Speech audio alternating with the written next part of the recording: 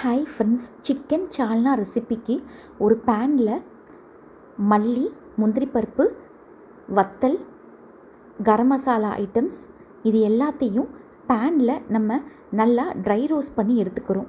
இந்த அளவு dry roast பண்ணதுக்கப்புறம் இது கூட நான் கொஞ்சோண்டு துருவின தேங்காய் ஆட் பண்ணிக்கிறேன், ஒரு 1/4 கப் கிட்ட. இதையும் நம்ம இந்த அளவு வறுத்து எடுத்துக்கிறோம். இதை மிக்சியில் அரைச்சி கரம் மசாலா ஐட்டம்ஸ் எல்லாம் எடுத்துக்கிறேன். பட்டை, கிராம்பு, ஏலக்காய், பிரிஞ்சி இலை. குக்கரில் எண்ணெய் ஊற்றிட்டு கரம் மசாலா ஐட்டம்ஸ் எல்லாத்தையும் ஆட் பண்ணிக்கிறோம். வெங்காயம் ஆட் பண்ணுறோம். வெங்காயம் லைட்டாக வதங்கினதுக்கப்புறம் இது கூட நான் புதினா கொஞ்சோண்டு ஆட் பண்ணிக்கிறேன். புதினா லைட்டாக வதங்கினதுக்கப்புறம் இது கூட தக்காளி ஆட் பண்ணுறேன். இப்போ இஞ்சியும் பூண்டையும் நான் தட்டி இதில் ஆட் பண்ணிக்கிறேன். ஆட் பண்ணதுக்கப்புறம் அதோட பச்சை வாசனை போகிற வரை நம்ம நல்லா குக் பண்ணி எடுத்துக்கிறோம். வெங்காயம், தக்காளி இந்த அளவு வதங்கினதுக்கப்புறம் நம்ம அரைச்சி வச்சுருக்கிற பேஸ்ட் இதில் ஆட் பண்ணுறோம். பேஸ்ட்டோட பச்சை வாசனை போடுறதுக்கப்புறம் குக் பண்ணுறோம். இது கூட நான் சிக்கன் ஆட் பண்ணுறேன். இதுக்கு தேவையான அளவு உப்பு ஆட் பண்ணிவிட்டு தண்ணி ஆட் பண்ணுறோம்.